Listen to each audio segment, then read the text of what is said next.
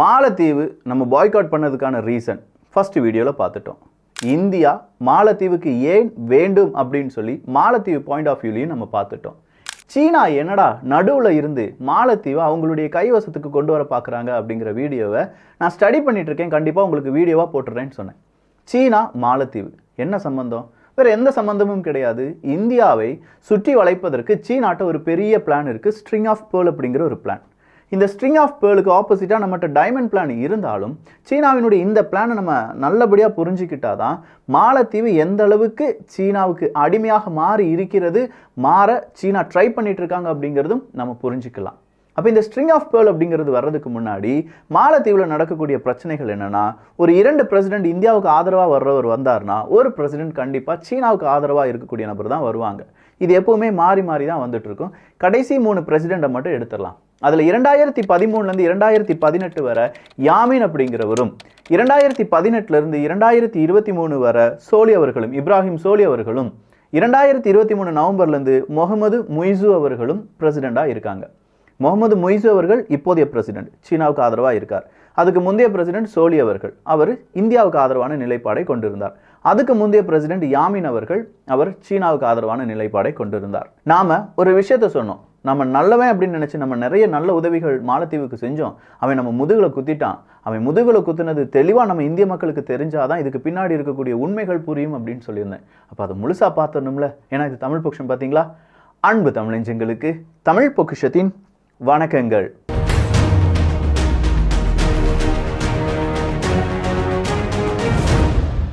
நான் சொல்கிறது நம்ம 2 பேருக்கு, டிபி ட்ரூப்ஸ் உங்களுக்கும் எனக்கும் தெரிய வேண்டிய மேட்ரு கிடையாது. நம்ம மாணவர்களுக்கு, அடுத்த நம்முடைய யங்கர் ஆஃபீஸர்ஸ் இருப்பாங்க, நம்ம வீட்டில் வளரக்கூடிய குழந்தைகள், மாணவ மாணவிகள், இளைஞர்கள், அவங்களுக்கு தெரிய வேண்டிய விஷயங்கள் தான் இதெல்லாம் பார்த்துட்டு இருக்கோம்.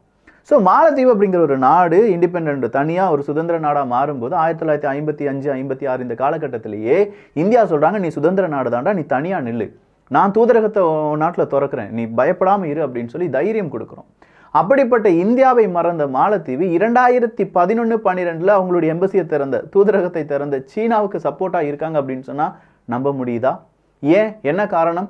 2011 2012 இந்த காலகட்டத்தில் சீனா உள்ளக்க வராங்க, மாலத்தீவுக்குள்ளே வராங்க. மாலத்தீவினுடைய அரசியலில் பெரும் ஒரு சலசலப்பை ஏற்படுத்துகிறாங்க. அந்த முதல்ல அதனுடைய பிரசிடெண்டாக இருந்தவங்கள ரிசைன் பண்ண வைக்கிறாங்க, மிகப்பெரிய அளவில் ஃபோர்ஸ்ஃபுல்லாக ரிசைன் பண்ண வைக்கிறாங்க. இதுக்கு எதிராக இந்தியா பல முயற்சிகளை எடுத்தும் அங்கே இருக்கக்கூடிய பிரசிடென்ட், அங்கே இருக்கக்கூடிய கட்சிகள் எல்லாம் சீனா வளைச்சு போட்டு காசை அள்ளி போட்டு என்ன செய்கிறாங்க, அங்கே ரிசைன் பண்ண வைக்கிறாங்க. அப்படி ரிசைன் பண்ண வச்சது பிறகு யாமின் அவர்கள் உள்ள வராரு, பிரசிடெண்டாக வராரு. 2013 2018 காலகட்டம். இந்த யாமின் அவர்கள் உள்ள வந்த பிறகு என்ன நடக்குது அப்படின்னு பார்த்தீங்கன்னா, சீனாவினுடைய கைபொம்மையாக மாறுகிறார் யாமின் அவர்கள். ஏன் கைபொம்மையாக மாறுகிறார்? காசு, கோடிக்கணக்கான காசு அவன் கையில் வந்துருச்சு. அது மட்டும் தானா, உனக்கு தேவையான இன்ஃப்ராஸ்ட்ரக்சர்லாம் நான் செஞ்சு தரேன் அப்படின்னு சொல்கிறாங்க. ஏய், எனக்கு தேவையான இன்ஃப்ராஸ்ட்ரக்சர் செஞ்சு தரதுக்கு இந்தியா இருக்குன்னு சொல்லி யாமின் சொல்லலை. அந்த இடத்துல நேராக சீனாவினுடைய அந்த இனிப்பான பேச்சுக்கள் இருப்பாங்க பார்த்தீங்களா. எப்பவுமே நம்ம ஏமாற்றப்படுவதற்கு முன்னாடி நமக்கு சில இனிப்புகள் அப்படிங்கிறது கிடைக்கும். வாழ்க்கையாக இருந்தாலும் சரி, ஜியோ பொலிட்டிக்ஸாக இருந்தாலும் சரி. அந்த இனிப்பான பேச்சில் யாமின் அவர்கள் விழுந்துடுறார் ஒட்டுமொத்தமாக. ஏன்னா அடுத்த பிரசிடென்ட் 10-20 வருஷத்துக்கு நீதாயா பிரசிடென்ட் அப்படின்னு சொல்லி நம்ப வைக்கிறாங்க யாமின் அவர்களை. அப்போ சீனா என்ன நினைக்கிறாங்க, பெல்ட் அண்ட் ரோடு இனிஷியேட்டிவ்ல நீ ஜாயின் பண்ணிக்கோ. அப்படி பெல்ட் அண்ட் ரோடு இனிஷியேட்டிவ்ல நீ ஜாயின் பண்ணிட்டீங்கன்னா உன்னை அசைக்கவே முடியாதுன்னு சொல்கிறாங்க. இந்தியாவின் மீது அவனுக்கு வெறுப்பு இருக்கோ இல்லையோ, சீனா சொன்ன வார்த்தையை நம்பி பெல்ட் அண்ட் ரோடு இனிஷியேட்டிவ்ல யாரை இணைச்சிக்கிறாங்க, மாலத்தீவை இணைச்சிக்கிறாங்க. அப்பந்தான் மாலத்தீவு மட்டும் இல்லை, ஜிபூட்டியா இருக்கட்டும், ஜிபூட்டியில் தான் அவங்களுடைய ஃபர்ஸ்ட் ஓவர்சீஸ் பேஸ் அப்படிங்கிறத சீனா ஓப்பன் பண்ணியிருக்காங்க. இந்த இந்தியன் ஓஷன் நாடுகள் அப்படின்னு இருக்கு, இந்திய பெருங்கடலில் இருக்கக்கூடிய நாடுகள், அந்த நாடுகளை வளைப்பதற்கான முயற்சிகளை சீனா ஈடுபட்டு இருந்த வருடம் 2017 தான் ஜிபூட்டிலலாம் அவங்க என்ன செய்கிறாங்க, பெரிய அளவில் அவங்களுடைய காய் நகரத்தில் செஞ்சு அவங்களுடைய பேசஸ் எல்லாமே ஓப்பன் பண்ணுறாங்க. அது மட்டும் இல்லாமல் சிச்சிலஸாக இருக்கட்டும், மொரீஷியஸாக இருக்கட்டும், ஸ்ரீலங்காவாக இருக்கட்டும், மாலத்தீவ்ஸாக இருக்கட்டும், இந்த மாதிரி நாடுகளை அவங்களுடைய டெப்ட் ட்ராப்புக்குள்ளே விழ வைக்கிறாங்க. ஞாபகம் இருக்கா? இப்போ இதே பெல்ட் அண்ட் ரோடு இனிஷியேட்டிவ் காரணமாக தான்ப்பா ஹம்பந்தோட்டா துறைமுகம் 99 வருஷம் லீஸுக்கு இன்னைக்கு சீனா கிட்ட இருக்கு. அதன் பிறகு ஆயிரக்கணக்கான ஏக்கர் நிலப்பரப்பை சீனா ஆட்டையை போட்டுட்டாங்க. இன்னும் இலங்கையால் ஏதாவது பேச முடியுதா? இலங்கையில் ஏற்பட்ட பிரச்சனைக்கு யார் காரணம்னு நினைச்சிட்டு இருக்கீங்க? இலங்கை அரசியல்வாதிகள் தான் காரணம். அந்த அரசியல்வாதிகளை அந்த நிலைமைக்கு கொண்டு போனது யார் அப்படின்னு பார்த்தீங்கன்னா, சீனாவினுடைய கடன் தான் காரணம். இலங்கையில் இருக்கக்கூடிய ஒவ்வொரு மக்களுக்கும் தெரியும். இலங்கையை நேசிக்கக்கூடிய ஒவ்வொரு மக்களும், வெளிநாட்டில் இருக்கக்கூடிய மக்கள், என் நாடு இப்படி போயிருச்சு, என் நாடு சீனாவை நம்பி நாசமாக போயிருச்சு அப்படின்னு சொன்ன வார்த்தைகள் இன்னைக்கும் நம்ம காதுகளில் கேட்டுட்டு தான் இருக்கு. அதுக்கு காரணம் இந்த டெப்ட் ட்ராப் அப்படிங்கிறது தான். அதுக்கு காரணம் இந்த பெல்ட் அண்ட் ரோட் இனிஷியேட்டிவ் தான். அதற்கு காரணம் சீனாவினுடைய எதிரியாக இந்தியா இருக்கு அப்படின்னு சொல்லி சீனா நம்புறான். சீனாவுக்கு அடுத்தபடியா இருக்கக்கூடிய இந்தியாவை வளைச்சு போடணும்னா இந்த நாடுகளை டெப்ட் ட்ராப்ல கொண்டு வந்து நாம பேசக்கூடிய, நாம ஆணையிடக்கூடிய அந்த கட்டளையில இருக்கணும், அதன் பிறகு அவங்க அசையவே கூடாது அப்படிங்கிற நினைப்பு மட்டும்தான். ஸோ இதே ஒரு நிலைமை பெல்ட் அண்ட் ரோட் இனிஷியேட்டிவ்ல இருக்கக்கூடிய இந்த மாலத்தீவுலையும் கொண்டு வராங்க. எப்படி கொண்டு வந்தாங்க? வெறும் 5 லட்சத்திலிருந்து 6 லட்சம் மனிதர்கள் தான் இருக்காங்க ஒட்டுமொத்தமான ஜனத்தொகை. அவங்களுடைய ஜிடிபி எடுத்து பார்த்தீங்கன்னா பில்லியன் கணக்கில் தான் வரும் அவங்களுடைய ஜிடிபி. அப்படி பில்லியன் கணக்கில் வரக்கூடிய ஒரு 5 பில்லியன்லேருந்து 6-7 பில்லியனுக்குள்ளே இருக்குன்னு வச்சுக்கோங்களேன்.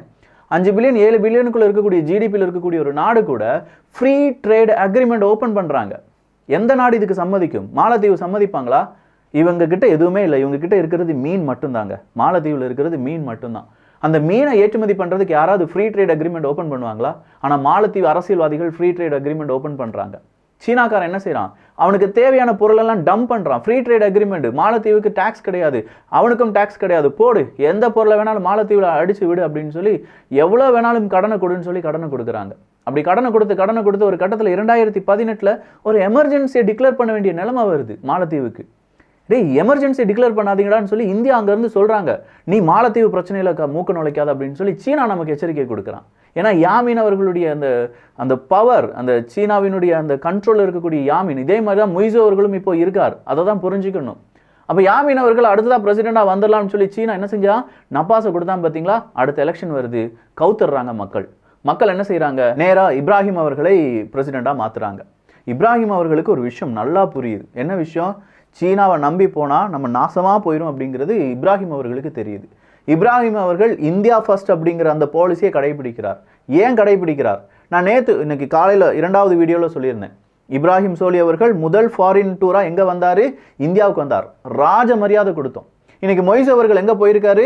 சீனாவுக்கு போயிருக்காரு. நீங்கள் ஏதாவது ஒரு நியூஸ் பேப்பரில் பார்த்தீங்களா மொய்ஸ் அவர்களுக்கு அங்கே எப்படி மரியாதை கொடுத்தாங்கன்னு? ஒரு சீனியர் ஆஃபீஸர் கூட வரல. நீங்கள் வேணால் தேடி பாருங்க, ஒரு சீனியர் ஆஃபீஸர் கூட வரல. ஒரு நாட்டினுடைய பிரசிடென்ட் வந்து சீனாவில் களமிறங்குகிறார். அங்கே வந்து இறங்கும்போது ஒரு சீனியர் ஆஃபீஸர் கூட இல்லாமல் அவரை வரவேற்கிறார்கள். அப்படி தான் இருக்கு அவங்களுடைய மரியாதை. ஆனால் அதே இப்ராஹிம் அவர்கள் இந்தியாவுக்கு வரும்போது நம்ம பெரிய அளவில் அவருக்கு சிவப்பு கம்பளம் வரவேற்பு கொடுத்தது மட்டும் இல்லாமல் ஒரு 1.5 பில்லியன் அமெரிக்க டாலருக்கான உதவிகளை செய்தோம் அப்படின்னு சொல்லி காலையில் 2வது வீடியோவில் சொல்லியிருந்தேன். ஏன் 1.5 பில்லியன் அமெரிக்க டாலர்? அவங்களுடைய டோட்டல் ஜிடிபி 5லேருந்து 6 பில்லியன் அமெரிக்க டாலர் தான்டா வைக்க சொல்கிற.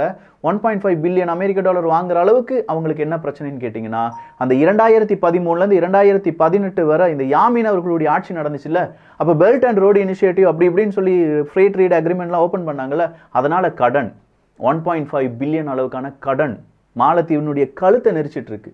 சீனாக்காரன் சொல்கிறான், நீ கடன் வாங்கியிருக்க, உன்னுடைய 10 ஐலண்ட் எனக்கு லீஸுக்கு தாங்குறான். வேற வழியே இல்லாமல் மாலத்தீவினுடைய அரசாங்கம் 10 ஐலண்டை லீஸுக்கு கொடுக்குறாங்க. தெரிஞ்சது 10 ஐலண்டு, தெரியாமல் எத்தனை ஐலண்டு லீஸுக்கு கொடுத்துருக்காங்க அப்படிங்கிறது தெரியாது.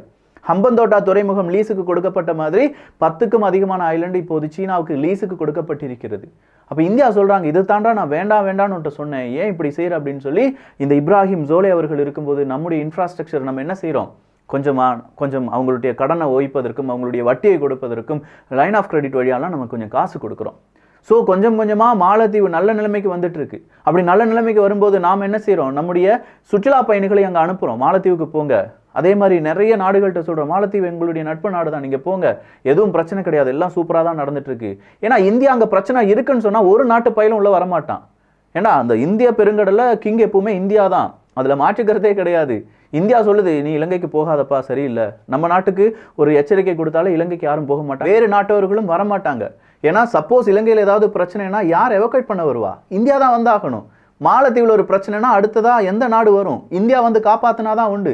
இது எல்லா நாடுகளுக்கும் தெரியும். உடனடியாக நிறைய அறிவு ஜீவிகள் இந்த மாலத்தீவு பாய்காட் பண்ணணுன்னு, இந்தியா பாய்காட் பண்ணோன்னே மாலத்தீவினுடைய எக்கனாமி படுத்துரும். அதனால தான் அங்கே இருக்கக்கூடிய அந்த 3 மினிஸ்டரை இடைநீக்கம் செஞ்சாங்க. ஒரு அரசாங்கம் ஜஸ்ட் ஒரு ட்வீட்டுக்காக 3 மினிஸ்டரை இடைநீக்கம் செய்தார்கள். அதுவும் வேறொரு நாட்டை பற்றி பேசினதுக்காக இடைநீக்கம் செய்தார்கள் அப்படிங்கிற வரலாறு படிச்சிருக்கீங்களா? இப்போ நடந்துட்டு இருக்கு. அதற்கு காரணம் அவங்களுக்கு தெரியும், இந்தியாவை பகைத்தால் என்ன நடக்கும் அப்படிங்கிறது தெரியும், இந்தியாவினுடைய உண்மையான நோக்கம் தெரியும். ஆனால் மாலத்தீவுக்கு ஏற்பட்ட இந்த டெப்ட் ட்ராப் அப்படிங்கிறதுல இப்போ மாலத்தீவு அங்கேயும் அசைய முடியாமல் இங்கேயும் போக முடியாத ஒரு நிலைமையில் இருக்கும்போது தான் மொய்சு அப்படிங்கிறவர் வரார்.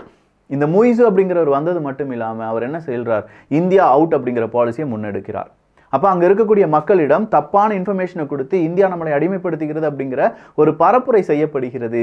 அந்த பரப்புரை காரணமாக அங்கே இருக்கக்கூடிய இந்தியர்களுக்கும் நிறைய பேர் எனக்கு மெயில் அனுப்பியிருக்காங்க, நிறைய பேர் எனக்கு வாட்ஸ்அப் அனுப்பியிருக்காங்க. அங்கே நான் வேலை பார்த்தேன் ப்ரோ, அங்கே இந்தியர்களை மதிக்க மாட்டாங்க, 50% பீப்புள் இந்தியர்களை மதிக்க மாட்டாங்க, இப்படி தான் இருக்காங்க அப்படின்னு சொல்கிறாங்க.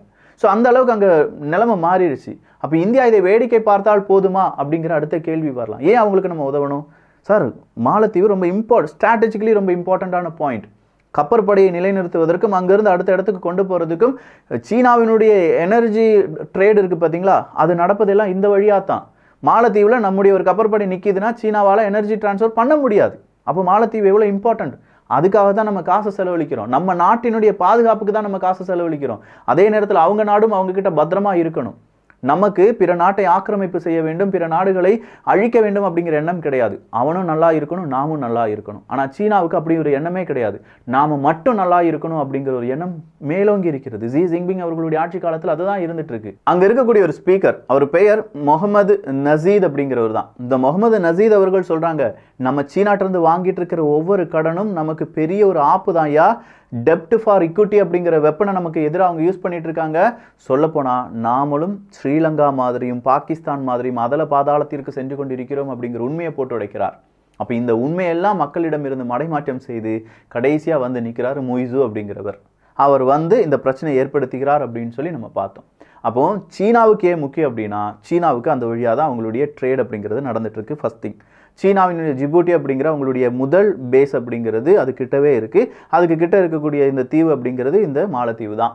ஸோ அவங்களுடைய அடுத்த கட்ட நடவடிக்கை இந்தியாவை பிடிப்பதற்கோ இல்லாட்டி இந்தியாவை சுற்றி வளைப்பதற்கோ அவங்களுக்கு தேவையான ஸ்ட்ரிங் ஆஃப் பேர்ல அவங்களுக்கு மாலத்தீவு தேவை. அடுத்து அவங்களுடைய பெல்ட் அண்ட் ரோடு இனிஷியேட்டிவ்ல மாலத்தீவு அப்படிங்கிறது தேவை. அவங்களுடைய சப்மரைன்ஸுக்கு மாலத்தீவு தேவை. இவ்வளோ விஷயத்துக்கு மாலத்தீவு தேவை. ஆனால் இந்த விஷயத்துல இருந்து என்டையராக டிஃப்ரெண்டாக இருக்கிறது இந்தியா. என்ன, அவங்களுடைய ஹாஸ்பிட்டலுக்காக அவங்களுடைய சாலை வசதிக்காக நம்ம ரொம்ப கஷ்டப்பட்டுட்டு இருந்தோம். ஆனால் இந்தியாவினுடைய வேலை அப்படிங்கிறது இல்லாட்டி இந்தியாவினுடைய அந்த பணம் அப்படிங்கிறது கொஞ்சம் கொஞ்சமாக நம்முடைய ப்ராஜெக்ட் என்ன செய்ய முடியும், சக்ஸஸ் ஆக முடியும். ஆனால் சீனாக்காரன் ஒட்டு மொத்தமாக பணத்தை கொடுத்து ப்ராஜெக்டை நான் நல்லபடியாக செஞ்சுட்டேன் அப்படின்னு சொல்லுவான். அப்போ இங்கே என்ன வரும் பிரச்சனை? இந்தியா செய்கிற ப்ராஜெக்ட்லாம் ரொம்ப ஸ்லோவாக இருக்குது அப்படின்னு சொல்லுவாங்க. சார், ஒரே சீராக கட்டி உடம்புல மசில் இருந்தால் தான் அது மசில். ஒரு இடத்துல மட்டும் டர்ன்னு வந்துச்சுன்னா அது கேன்சர் கட்டின்னு சொல்லுவாங்க. அதே மாதிரி தான் திடீர்னு ஏற்படக்கூடிய வளர்ச்சி அது வளர்ச்சியே கிடையாது. சஸ்டெயினபிளாக ஒவ்வொரு ஸ்டெப் பை ஸ்டெப்பாக போகிறது தான் வளர்ச்சி. அது இந்தியாவுக்கும் தெரியும், இந்தியாவை நம்பி இருக்கக்கூடிய நாடுகளுக்கும் தெரியும். இப்போ புரிஞ்சிருச்சா மாலத்தீவு எப்படி விழுந்துச்சு? 2017 ஃப்ரீ ட்ரேட் அக்ரிமெண்ட் போட்டு மாலத்தீவு எப்படி கவுத்தாங்க? சீனாவினுடைய டெப்ட் ட்ராப் அப்படிங்கிறது எப்படி விளையாண்டுட்டு இருக்கு? இந்தியாவை பழிவாங்குவதற்கும் ஃபியூச்சரிஸ்டிக் திங்க், இந்தியாவை பழிவாங்குவதற்கு இல்லை, சீனா வளருவதற்கு இந்தியா வளரக்கூடாது, அதற்கு என்னென்ன தேவைகள் இருக்கு, இந்தியாவை சுற்றி இருக்கக்கூடிய நாடுகளை சுத்து போடுவது அப்படிங்கிற கம்ப்ளீட் பிளான் தான் இந்த ஒரு டாப்பிக்கில் நம்ம பகிர்ந்திருக்கிறோம். இதில் உங்களுக்கு நிறைய டவுட்ஸ் வந்துச்சுன்னா தயவு செஞ்சு கேளுங்க. இல்லைப்பா இவ்வளோ பெரிய முக்கியமானதா இந்த மாலத்தீவு அப்படின்னு சொல்லி உங்களுக்கு வியப்பாக இருந்துச்சுன்னா 4 நண்பர்களுக்கு டிபி ட்ரூப்ஸான நீங்கள் பகிரலாம். நல்லதை பகிர்ந்து ஷேர் பண்ணி நல்ல சமுதாயத்தை உருவாக்குவோம். நன்றி, வணக்கம்.